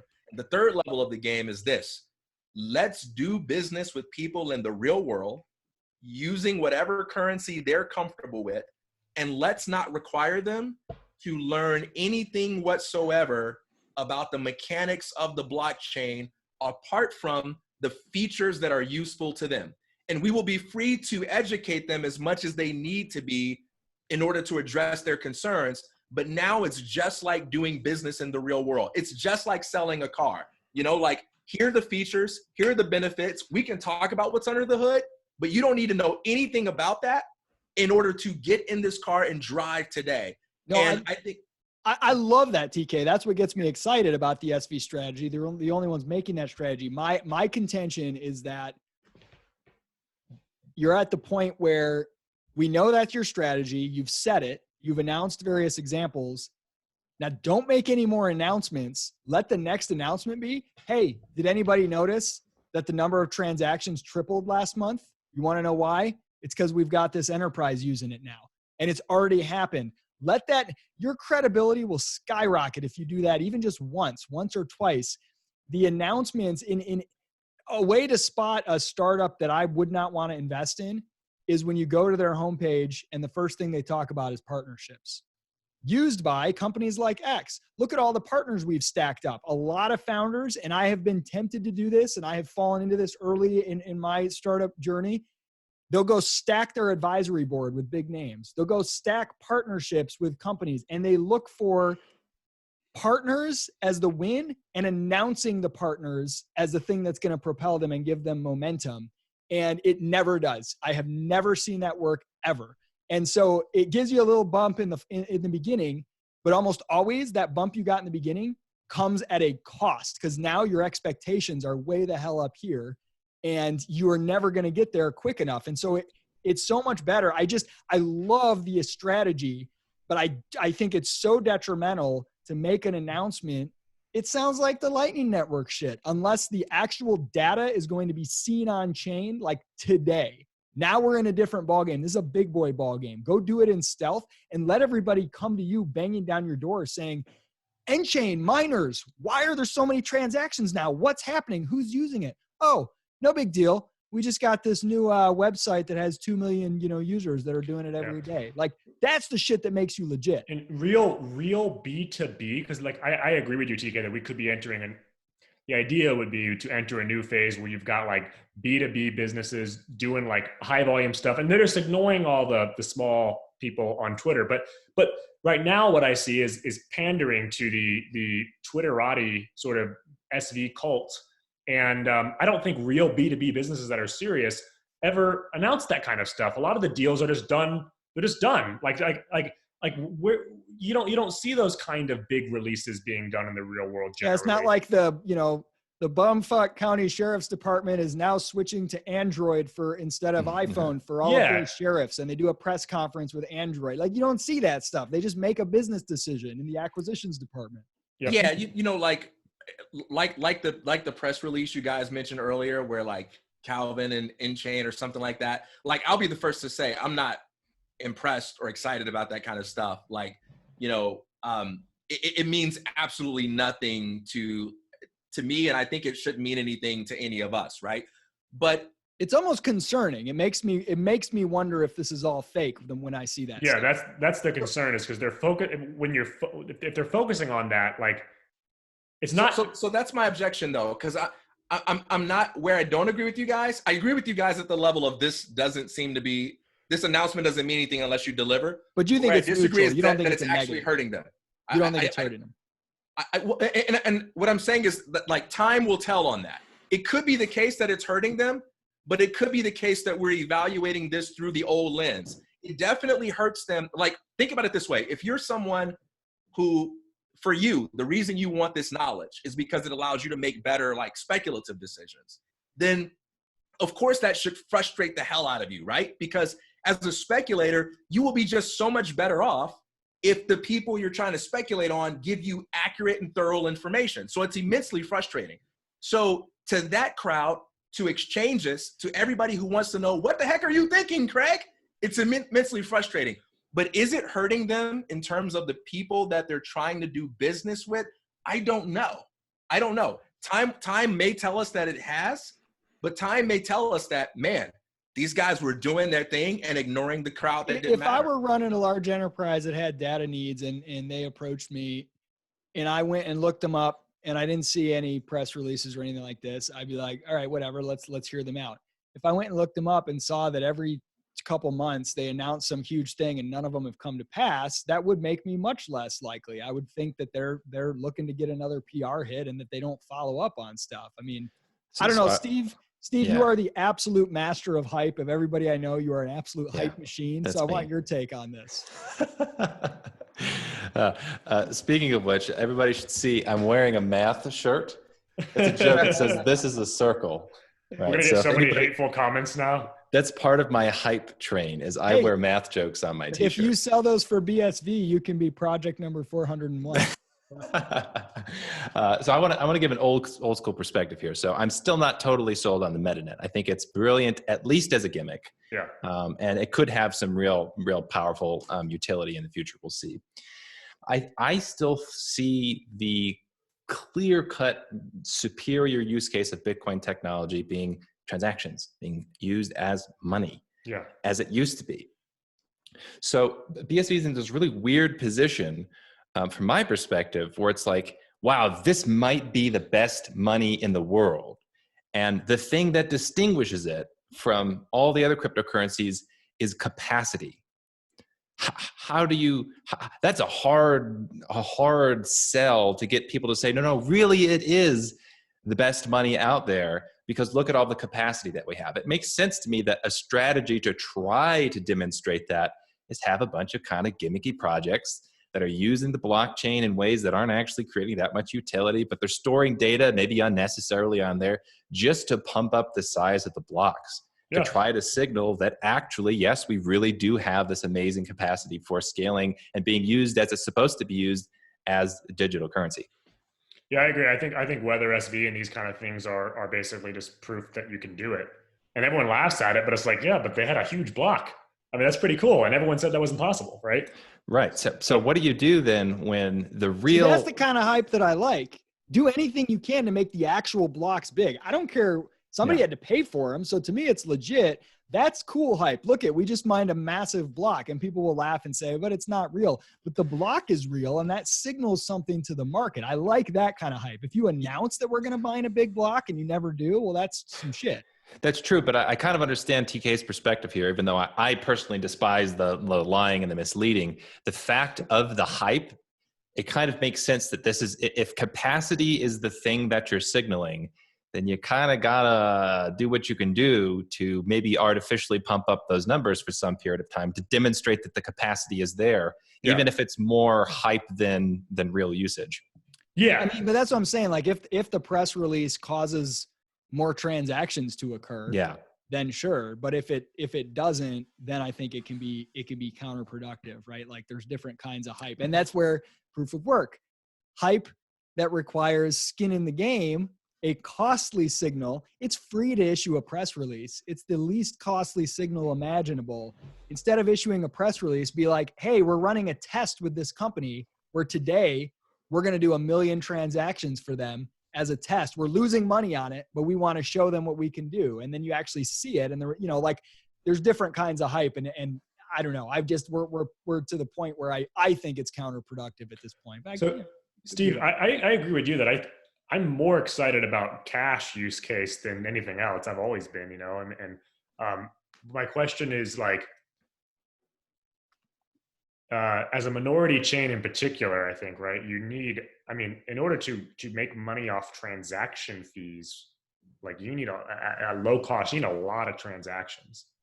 Like how within any reasonable amount of time are we going to get that through cash use case, right? And then, I just don't see it happening. That's one of the reasons I've been kind of frustrated with BCH is I don't see a strategy for them to making mining profitable in the next several years. It's a reverse in order of where in the process this happens. I think the BSV idea, or at least as I envision it, is make this thing a useful commodity in and of itself as a way to do data. And when that happens, that will have proven the scale, the use, and you will have a value to the token because kind of like Ethereum says, it's like gas on the network or whatever. The token has value because of this use. Now it can more easily be bootstrapped into money for a larger number of people, whereas BCH is like, use our money instead of old money right now and just trying to directly make the money use case. And I used to value that, but I agree. I don't think that can win now. But I want to see like a something that like strikes me as like this is like immensely valuable. That's not just announced, but that's actually happening. Because like it's cool to see Tetris on the blockchain, but I don't need to go to the blockchain to use Tetris. I see no particular reason that Tetris should be on the blockchain as opposed to something else, right? If it signals that nerds are so excited about it, they're playing around and building apps on it, that's a good sign. Yeah. If it signals that nothing else is happening, so Enchain is funding a bunch of fake things to make it look like something's happening, that would be a bad sign. And you don't always know the difference. Yeah. You know what? When I first heard the announcement for EHR data, I was more annoyed than I was happy. Because as a supporter of BSV, it just puts me in the position of being highly vulnerable to the objection of, oh yeah, you guys got something else that you can look forward to the future to do, right? I mean, that's what it means to be a BSV supporter, right? Like, oh, Craig and Calvin, man, they're gonna do something in the future that'll be really amazing. And I was annoyed because there was this huge, awesome announcement, which if it actually happens, would be a massive advantage. And at the same time, there's like no date when it's going to happen. Even if there is a date when it's going to happen, it's just going to get lumped in with all the other past dates that everybody associates with BSV making promises, right? So I was actually annoyed more than I was excited. And I kind of felt like, oh, okay, like this is really cool, but it's just another thing that has to happen. But that's my perspective in terms of like how much easier or how much more difficult that makes my life based on kind of like my needs and what I want to have and so forth. But from the standpoint of Bitcoin SV, is there any loss in that? I don't think so. Like EHR Data announced it on their end, and they seem to be strong with that. You know, InChain announced it on their end. Nope. It might be like another year. Like who's harmed besides like the speculators who really want that knowledge? Besides I wouldn't use speculate, besides the investors who are like one of the most important parts of Bitcoin. I mean, the investors are. Or other businesses. Like I said, like, you know, if I look at a company that has a track record of announcements that they don't back up, I don't want to take that meeting now. I think I think a distinction has to be made though, because there's a lot of stuff that gets lost in the blob with BSV, sort of like the Craig Wright price prediction. You know, the that could still happen too if we do like a Martian calendar. Right. That's what he meant. Or Pluto. So you take something like that, you take the threats that, gonna sue Adam back or whatever, and then it kind of gets blurred. It's like, oh man, BSV is always making these promises, never coming through. But in terms of like the upgrades, the roadmaps, there's been a ton of stuff. I would say literally all the stuff that actually matters, BSV has been like delivering and like so much better than everyone else. Like it's not like with Genesis upgrade or something, there's an announcement like, oh, sorry, because the court case, guys, this will be indefinitely extended to the future. Like, no, they actually deliver on a lot of stuff, and there's a lot that gets lumped into it. But I think going back to the example I gave, I can't imagine another business being dissuaded from BSV because they see the announcement, they see EHR saying, we're going to do this. They see InChain saying, we're going to do this, we have an agreement, and then they go, oh, well, this seems sketchy to me. I think they may say, wait and see, like the way we're doing, but I don't think it hurts them, actually. Yeah, I don't think the EHR press release hurt them at all. I think that was the most important announcement that they've made, because in my mind, and I think a lot of other people's mind, they weren't even to the table of credibility yet. Yeah. Like, there was exactly zero official, like legit established companies having any interest whatsoever in BSV. So that one I think was, at least in terms of what's landmark. Well, right. I think that one was landmark, but you're playing with fire. You do that a couple times, and it's very beneficial. And then the benefit diminishes quickly, and then it goes negative pretty quickly. Well, yeah, and you also run the risk if the EHR thing falls through. Well, that would be devastating. That would absolutely be devastating. You're below square one. So yeah, that's the thing too. Even if you get a benefit right now by announcing, I think you have a huge opportunity cost, because if you compare it to the benefit you could have gotten for waiting and announcing it only after it's actually happened, I think that benefit is so high in terms of long-term credibility. Now, I agree early on, if you're not a player, having one or two of those can give you that bump, but then leave it alone and let your next announcement be when you've actually already done it. And the benefit is going to be 3 times as great. That's a big opportunity cost to give up just to get that near-term bump. And again, I don't know what all is happening out there, but I think we're right at that edge where the returns are starting to get to the danger territory from a strategic standpoint. You know, I think if I'm like in a position where, like, let's say I want to make a movie and I need to have 5 Hollywood stars in this movie. And I got 4 of them right here, the Numpties. And I managed to get Leonardo DiCaprio to say, I'm on board. I'm not going to wait until that movie's made, precisely because I know he might change his mind. There's no way I'm waiting until that movie's made before I announce it. I'm announcing that day one, and I'm announcing it every day, because the hype that I can create around Leo saying I'm on is going to make it even easier for me to get the other 4 actors I need, especially if Leo is willing to go public and say, I'm working with TK on his movie. Like, the fact that he could change his mind is exactly what's going to cause me to talk really loudly every day. But that becomes the fire festival quickly if you're not careful. Yeah. So like what happens then? But it's also how every Hollywood movie is made too. All the ones that work and do well. That's also from the production companies that have a costly track record of making good on those things. But even the new ones who actually make a project that succeed, all the movies that succeed and fail alike are quick to announce the good news about who's on. Right. Yeah, but what if you keep announcing more actors for 18 months straight and nothing ever happens, that starts to hurt you. Each additional announcement starts to become a laughing stock. Yeah, right. You got to. Damn it! I'm gonna interrupt. That's cool because I'm always interrupting people, so it's nice that I had to. I was interrupted. That's great. I'm gonna get you later, Isaac. Bunch of numpties. No. So I like the director analogy, right? But you got to deliver. Like, imagine TK, you make those announcements, and then the person withdraws because they're like, actually I can't work with TK. It didn't work out. It wasn't quite the right dynamic. And you go, and then 6 months later, oh, I'm doing this next one, and we got another big star, Bruce Willis. He's going to do the thing, and oh wow, that's really exciting. And then the exact same thing happens. There's no movie, or the movie that comes out fails. It doesn't deliver, and then people kind of shit talk you. Because Bruce was like, yeah, I couldn't actually work with TK. The personality thing didn't work. Like over and over, eventually people are going to stop listening for good reason. In startups, you do not announce term sheets. You announce when the check is actually in the bank. Very, very, very dangerous to go early. TK, you want to defend the hype one more time? Because then I want to close this out. I'm not defending the hype.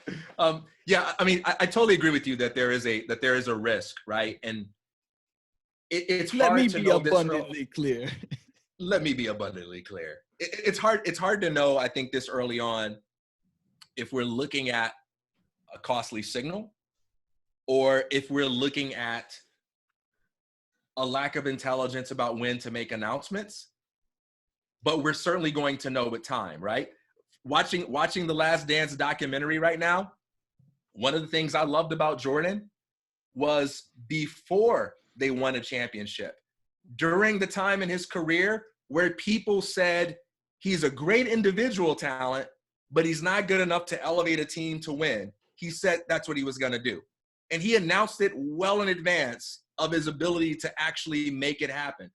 And when he made it happen, he kept doing it, right? He kept saying, we're going to return again. Destiny's going to return for the 4th time. We're coming back and we're winning this year and so forth. And what separates that costly signal from a bluff? It's the willingness to back it up.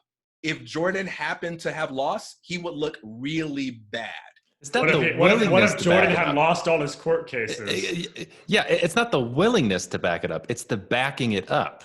No, it's that's what I mean. That's what I mean. Like the ability to back it up as substantiated by actual results. So sticking with my Jordan analogy, if Jordan didn't win those championships, he would have looked bad and we talk about him in a different way. What if Jordan had made a bunch of other promises? Like he made like a ton of other irrelevant promises. Look, what did LeBron say? Not 6, not 7, not 8. And he didn't do any of that shit. People still praise him. What if Jordan had said like, oh, and by the way, I'm going to do X, Y, and Z, and I'm going to do this to this guy and this to this guy. In addition, yeah, and maybe he goes on and eventually wins the championships, but like his credibility would be hurt if in that whole process he kept losing every other promise he made. What if he claimed that he invented the jump shot and that he was the one that put the peach basket in the gym back in the well, him and his dead partner.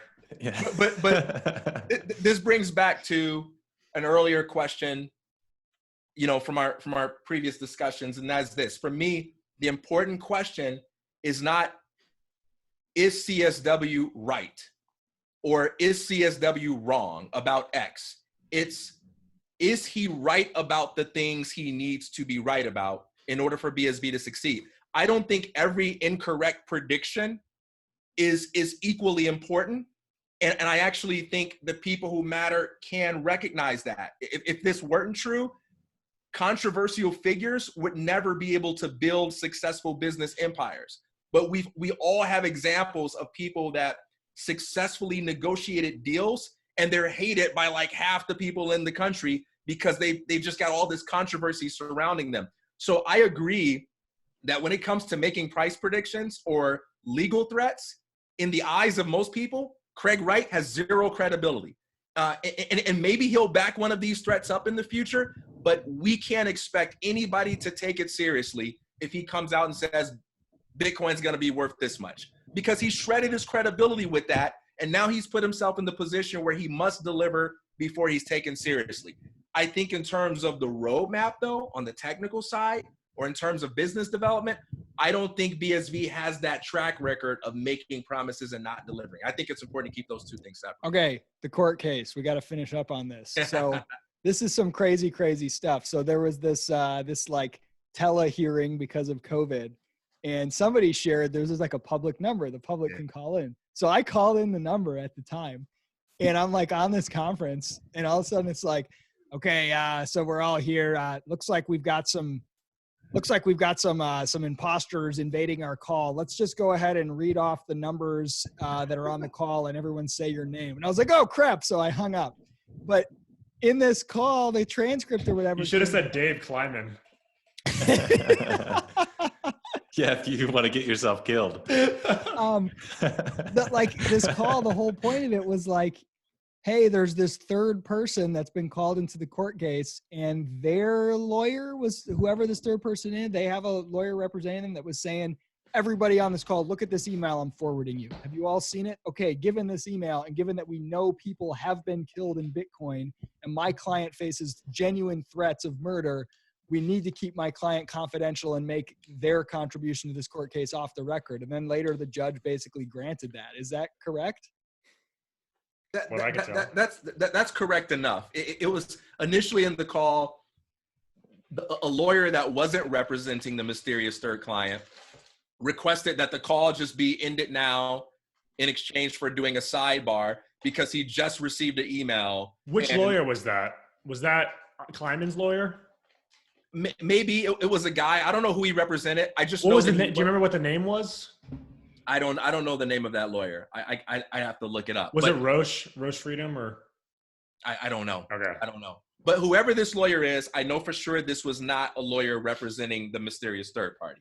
Yeah. So this was a male voice. So this guy, requests that we immediately sidebar, right? And they're like, over what? Like what is it? And he's like, once you look at this email, you'll know exactly what I'm talking about. And so he's basically like, I'm gonna email it to you, and I'll CC all the other counsel. And once you guys see this, you'll know what I'm talking about, and you'll see how important it is to stop right now and have a sidebar. So as he's doing that, the judge is like, all right, let me hear from the rest of you. And then there's a female voice who is representing the mysterious third party. And she says, essentially, we all know Bitcoin is a world unto itself, and it can be a very dangerous world. We know that by revealing the identity of my client, we know there are documented cases of people being murdered, of people being, extortion and all this kind of stuff. And you're putting my client in danger, and like she's fighting like hell to keep the identity of her client secret. And then as this is happening, she stops and says, I just saw this email that came from counsel, and I am appalled. I am appalled by what I'm looking at. And so at that point, the judge is basically like, all right, we're going to sidebar, and, we're going to end this call. We're going to have another one about this email, and I'm going to record it, and then I'll decide if that should be played for the public, whatever, blah, blah, blah. So they end the call. And then just yesterday or today, the court released the latest document where they said the identity of this person is not going to be revealed. They're going to. And now the case is pushed to like July 5th or something like that. You're right at the end of June. It's like June. Yeah. And they have to let the court know by July 3rd if they settle it out of court, which would be hilarious if they actually did that. You can't make this stuff up. It's crazy.